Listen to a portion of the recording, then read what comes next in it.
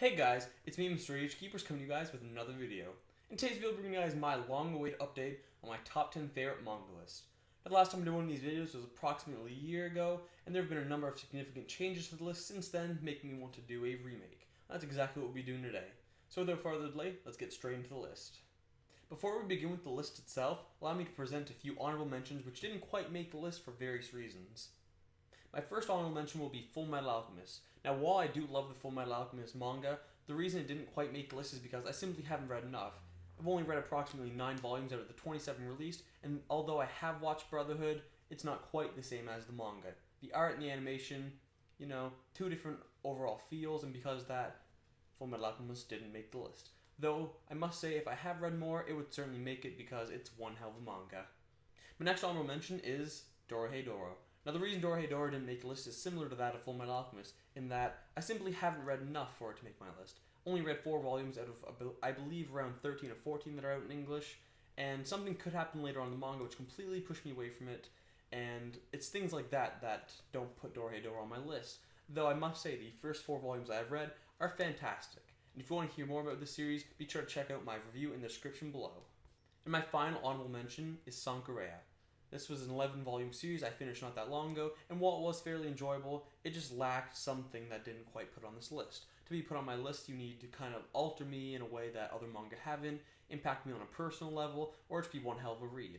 And while I did enjoy Sankareya, it just didn't quite have enough enjoyable, entertainment value rather, to be put on this list compared to the next 10 series you're about to see. However, in saying that, don't overlook Sankareya, because it was one hell of a series and worth mentioning as an honorable mention. It just didn't quite make the cut for the top 10. So with that out of the way, let's actually dive into the top 10 itself, starting off with number 10. Coming in at number 10, we have Rurouni Kenshin. Now, when I initially picked up Rurouni Kenshin, it was the best thing that happened to me. It had the best art, had the best story, the best characters I've ever read, and I fucking loved it. However, as time progressed, I stopped reading it because I ran out of volumes, and as it sat on my shelf and faded from my memory, the initial effect wore off, and I realized it wasn't as good as I initially thought. However, again, after picking it up and rereading some of it for this video, I found that I did enjoy the vintage art style, and the story, while not as good as I thought it was, is still very captivating and very interesting.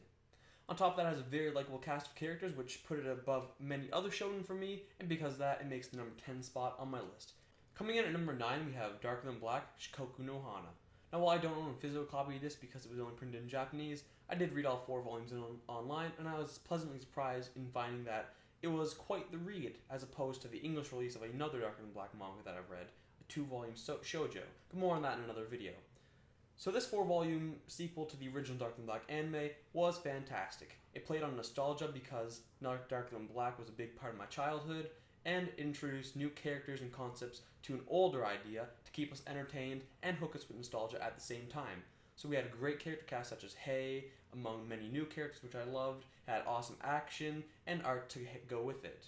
Granted, the art did have a lot of lazy panels, the beautiful panels, the full spreads, far easily made up for all the other bullshit. Now, the reason this decreased from my last list is simply because, like Rurouni Kenshin, the effect wore off. Now, while it does start off rather slow, it picks up a few chapters in, and from there on out, it's just a hill going up to an amazing climax to keep you always wanting more. Coming in at number 8, we have Death Note. Now, I won't spend too long on Death Note simply because there isn't much I can say about Death Note that hasn't been said 1,000 times already. With an amazingly well-crafted story by Sakumi Oba and fantastic breathtaking art by Takeshi Obata, you can tell that you're in for one hell of a series. And while some people argue that the second half is weaker than the first half, I think that both halves are equally important to the plot of the manga, and overall, they both come together to create an amazing fucking series. The art, the story, the characters and interactions, this will have you on the edge of your seat from the moment you open it up to the moment you shut it. And when you're done, you'll wish there would be more. Coming in at number 7, we have Claymore, easily one of the most overlooked manga of all time. Now, most people look at Claymore, they think, hey, it's just another battle manga with lots of action and gore and no plot to back it up. Well, Claymore is an exception to this stereotype. While there are lots of shonen manga like this, Claymore goes above and beyond your average shonen to give you one of the best stories of all time. Granted, the first few volumes are rather dull, it picks up after volume 3, and then by the time volume 14, 15, and 16 come around, it takes the plot to a whole new level. We're given plot twists out the ass, and then you're wanting more every single chapter. Granted, around the 20 mark it starts to taper down and it gets boring for a few volumes, but by the time the manga finishes at around volume 26 and 27, you'll be like, damn, I regret ever slandering this series because it's amazing. The art is fantastic, each and every action scene is drawn perfectly, and while the characters do look similar, they are rather interesting and have some great backstories to go along with them. Their interactions, again, I must reiterate on because they are done very well, and overall this series is not one that should be overlooked because it's a shonen. Easily one of the best manga I've read of all time, and if you haven't checked out Claymore by now, I highly suggest it. And if you gave up on Claymore, I highly urge you to give it another chance. You won't regret it if you read beyond the first few volumes. At number 6, we have a new entry in my list, and that is Not Simple, an all-in-one volume manga which changed my life, for lack of better words. While the art isn't exactly the greatest, it's different, and it's very interesting because of that. It's a very dark, touching manga, and if you want that kind of thing, I highly suggest checking this out. I did a review on Not Simple not that long ago, so if you want more on Not Simple, the review is in the description. Coming in at number 5, we have the only shoujo to make my list, and that is number 6. Now when I first read number 6, I read the first few volumes, and I enjoyed it enough to put it on my top 10 list. However, as time went by, I eventually forgot about the series, and it just lowered and lowered on my list till it eventually fell off, and then it was nothing to me. However, in recent years, I guess you would say, years, I picked up the last few volumes, and then I reread it in one sitting. And that should speak for how good this manga is. I have the attention span of a fucking squirrel, and I was able to read all 9 volumes in the series in one sitting. And I can tell you right now that my opinion on the series has forever changed after reading those last few volumes. Despite being a shoujo, do not overlook this series. It spared zero detail in the gore in the later volumes. And yes, I said gore. And yes, again, it's a shoujo. It has that more feminine art style, but as I just said, it spared no detail in the gore in the later chapters because, believe me, it gets pretty fucking dark later on, and because of that, I'd have to applaud this series. It's the only shoujo to go above and beyond the standard romance comedy and make something interesting. Yes, it's also a romance. Yes, it's also yaoi, but those things are very faint. There's trace amounts of that shit in here, but enough to classify it as such, and because of that, I think it makes the story better. I don't think the story would be the same if it wasn't a shoujo. I don't think the story would be the same if it wasn't a yaoi or had romance aspects in it. I think everything in this manga is important to making what it is today. It has some of the cleanest art with some of the best fucking character interactions, period. And if you haven't already, check out number 6. You won't regret it. Coming in at number 4, we have No Longer Human. Now, I've already done a full-on review of this series, and it's been on pretty much all my lists prior to this one, so because of that, I won't spend too much time on it. However, I will elaborate as to why it has made my list, and that is simply because it is one of the greatest stories known to man. In these 3 volumes, the amount of circumstances and the events that the author piled into it is truly incredible. I didn't think this could be done. It truly took a step above and beyond all manga I've read with terms of compiling enough information, enough events and circumstances to keep you captivated as much as it did than any other series. It jam-packed so many things into these 3 volumes, but at the same time it doesn't feel rushed. At the same time it doesn't feel like there's not enough detail. At the same time you're like, wow, what the fuck am I reading? Well, I'll tell you, one of the most depressing tales, period. It radiates depression. You're reading the thing, you're just like, holy fuck, I want to kill myself. And that's the truth. It is truly depressing. It exposes humanity for what it truly is, and at points, it's relatable. And to me, I found it more relatable than a lot of others, and because of that, that's why it's on my list. I've read this several times, and each time it becomes more and more interesting. So if you haven't checked out No Longer series, I recommend it. Though it is quite the series, very dark, so it's not for the faint of heart. At number 3, we have Vinland Saga.